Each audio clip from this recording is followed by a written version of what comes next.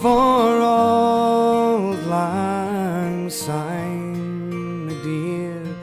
for auld lang syne. We'll take a cup o' kindness yet for days of auld lang syne. 31 de enero de 2020. Es una fecha que va a quedar para la historia, que la gente estudiará durante mucho tiempo, siglos posiblemente, y que marca la salida, al menos en términos formales, del Reino Unido de la Unión Europea. 47 años después de que se constituyese, 47 años en los que Reino Unido ha estado como miembro destacado de la Unión Europea, se termina este acuerdo político, esta unión política, este experimento, como algunos llaman, después de que el 23 de junio del 2016 el Reino Unido votase en un referéndum si querían salir de la Unión Europea o no, y el 51,89% de la gente votó que sí, que querían salir de la Unión Europea. Tras esto, el relevo del líder del Partido Conservador, Cameron, por Theresa May, el 29 de marzo del 2017, Theresa May activaba el artículo 50 en la Cámara de los Comunes, lanzando así el periodo en el que se debía llegar a un acuerdo de salida, Withdrawal Agreement, y lanzando 3 años de mucho movimiento político en el Reino Unido y en Europa, hasta que finalmente, tras el relevo de Theresa May en el Partido Conservador por Boris Johnson, se consiguió renegociar el acuerdo de salida, un acuerdo que tuviera apoyo de la mayoría de la Cámara de los Comunes. Se ganaron las elecciones por parte del Partido Conservador con una amplia mayoría y finalmente se llevó a cabo el Brexit. Esto, evidentemente, marca un antes y un después para Reino Unido y para la Unión Europea. Para Reino Unido, como dijo Ben Parker,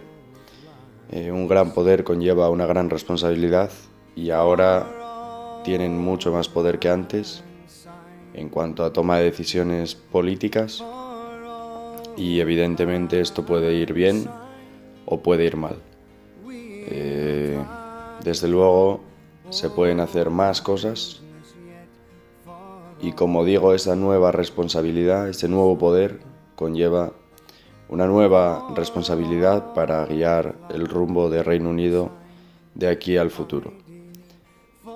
En cuanto a la Unión Europea, yo creo que ha calado la distinción entre Europa y Unión Europea, que es algo que mucha gente sigue confundiendo, no sé si ignorante o interesadamente.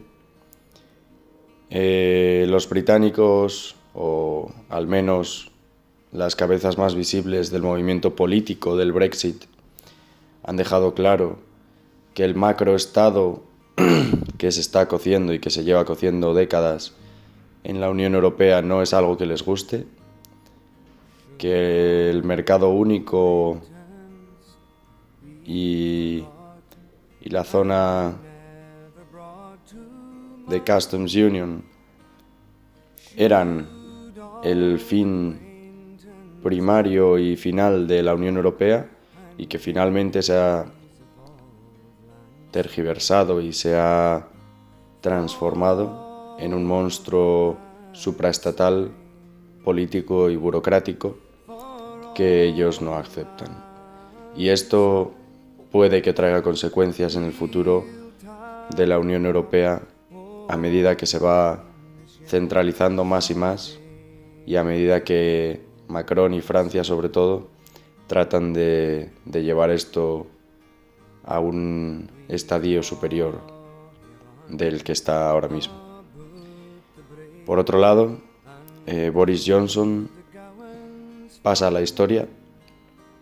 como el primer ministro que consiguió llevar a cabo el Brexit, que consiguió negociar el tratado, el acuerdo de salida, y veremos si pasa la historia bien o pasa la historia mal. Evidentemente siempre habrá un componente subjetivo, pero el tinte mayoritario de lo que se cuente en el futuro dependerá de los próximos 2 o 3 años, de cómo lleve el timón del país y de cómo afronte estas nuevas responsabilidades y consiga o no lo que se propone, y en qué medida esto se traduzca en una mejora o en un empeoramiento de la vida de las personas en Reino Unido.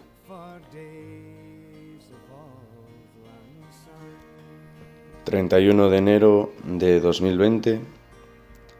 el Brexit ha ocurrido. Ahora se afronta un periodo de transición de 1 año, que puede ser prorrogable si ambas partes así lo determinan, hasta finales del 2020, y queda todo por ver. En la práctica no ha cambiado nada. Cambiará, como digo, a final del periodo de transición. Veremos a qué tratado de libre comercio y acuerdo de relación bilateral llegan tras ese periodo, y cómo eso